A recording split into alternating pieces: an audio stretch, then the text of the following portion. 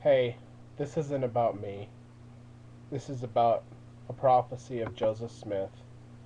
And so, even though I sit in the dark, you don't need to see me to understand what's going on. Um, I just wanted to read the White Horse prophecy. I'll read it off of my website, latterdayvisions.org. Some questions have arisen regarding the authenticity of the White Horse prophecy because it was not documented at the time that it was to have been given. Edwin Rushton and Theodore Turley were witnesses to this prophecy and gave their testimony to its validity. A few years before the death of Edwin Rushton in 1904, he was requested by several close friends to make a record and notarized statement regarding this prophecy. His friends, James H. Anderson, acted as recorder, and Arnold G. Gwen, I can't say that word, was notary for the following account of this prophecy. On or about the 6th day of May, 1843, a grand review of the Nauvoo Legion was held in Nauvoo. The prophet Joseph complimented them for their good discipline and evolutions performed. The weather being hot, he called for a glass of water. With the glass in hand, he said, I drink to you a toast to the overthrow of the mobocrats. The next morning a man who had heard the prophet give the toast returned to visit the mansion of the prophet, and so abused him with bad language that the man was ordered out by the prophet. It was while the two were out that my attention was attracted to them, and hearing the man speak in a loud tone of voice, I went towards them, the man finally leaving. There were present the prophet, Joseph Smith, Theodore Turley, and myself. The prophet began talking to us of his mobbings and drivings and persecutions as we as a people have endured, but said he, quote, we will have worse things to see. Our persecutors will have all the mobbings they want. Don't wish them any harm, for when you see their sufferings, you will shed bitter tears for them. End quote. While this conversation was going on, he stood by his south wicket gate in a triangle. Turning to me, he said, I want to tell you something. I will speak a parable like unto John the Revelator. You will be in the Rocky Mountains, and you will be a great and mighty people established there, which I will call the white horse of peace and safety. When the prophet said, you will see it, I asked him, where will you be at this time? He said, I shall never go there. Your enemies will continue to follow you with persecutions, and will make obnoxious laws against you in Congress to destroy the white horse.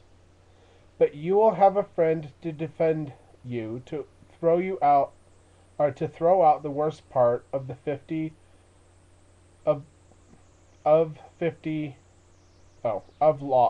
laws, so they will not hurt much. You must continue to petition Congress all the time, but they will not give you your rights, but will govern you as strangers and commissioners. You will see the Constitution of the United States almost destroyed. It will hang by a thread, as it were, as fine as the silk fiber, as fine as the finest silk fiber. At this point, the prophet's countenance became very sad. He said, I love the Constitution. It was made by the inspiration of God, and it will be preserved and saved by the efforts of the white horse and the red horse, who will combine in its defense. The white horse will raise an ensign on the tops of the mountains of peace and safety. The white horse will find the mountains full of minerals, and they will become very rich. You will see silver piled in the streets. You will see gold shoveled up like sand. Gold will be of very little value. even the mercantile capacity. For the people of the world will have something else to do in seeking for salvation. The time will come when the banks in every nation will fail, and only two places will be safe where people can deposit their gold and treasure. These places will be the White Horse and England's vaults. And I believe, I'm just commenting, quoting, or commenting.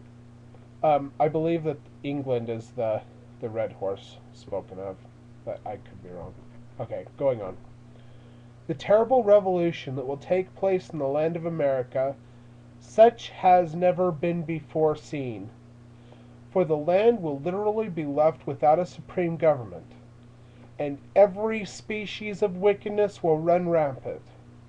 Father will be against son, and son against father, mother against daughter, and daughter against mother.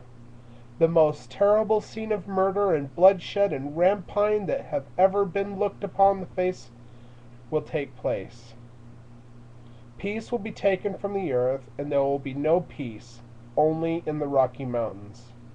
This will cause many thousands of honest in heart to gather there, not because they would be saints, but for the safety and because they would not take up the sword against their neighbor. You will be so numerous that you will be in danger of famine, but not for the want of seed time and harvest, but because so many are to be fed.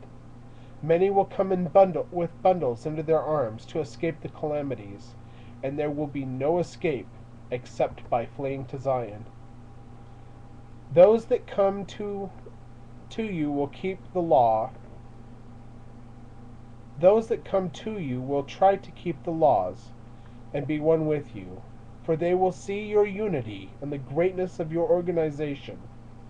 The Turkish Empire will be one of the first powers to be disrupted, for freedoms must be given for the gospel to be preached in the Holy Land.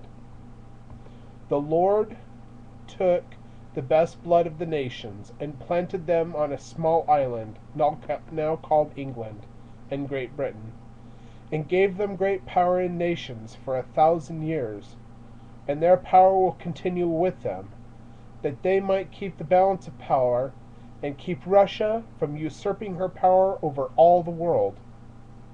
Comment: at that time Russia was not a supreme power. So end comment. England and France are now bitter enemies, but they will be allied together and be united to keep Russia from conquering the world.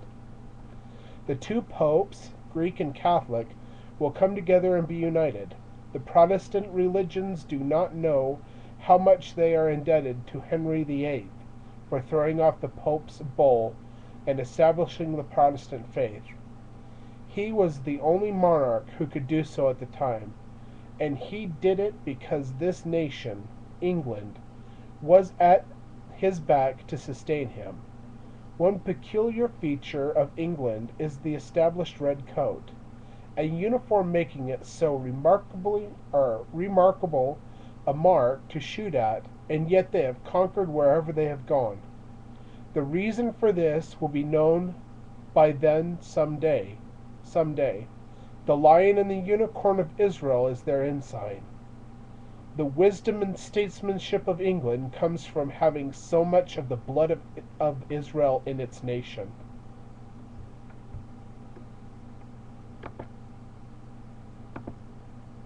While the terrible revolution of which I have spoken has been going on, England will be neutral until it becomes so inhumane that she will interfere to stop the shedding of blood. England and France will unite together to make peace, not to subdue the nations. They will find the nations so broken up, and they're talking about the United States, and so many claiming government, till there will be no responsible government. Then it will appear to the other nations as though England had taken possession of this country. The black horse will flee to the invaders and will join with them, for they have fear of becoming slaves again. So the black horse is the African American people. Knowing England did not believe in slavery, fleeing to them, they would make them safe, armed with British bayonets. The doings of the Black Horse will be terrible. Here the prophet said he could not bear to look on the scene as shown him in the vision, and asked the Lord to close the scene. Continuing, he said, during the great white horse will have gathered strength, sending out elders to gather the honest in heart among the pale horse, or the people of the United States, to stand by the Constitution of the United States as it was given by the inspiration of God. In these days God will set up a kingdom, never to be thrown down, for other kingdoms to come unto. And this kingdom that will not let the gospel be preached will be humbled until they will. England, Germany, Norway, Denmark, Sweden, Switzerland, Holland, and Belgium have a considerable amount of the blood of Israel among their people, which must be gathered. These nations will submit to the kingdom of God. England will be the last of these kingdoms to surrender. But when she does, she will do it as a whole in comparison as she threw off the Catholic power. The nobility know that the gospel is true, but it has not enough pomp and grandeur and influence for them to embrace it.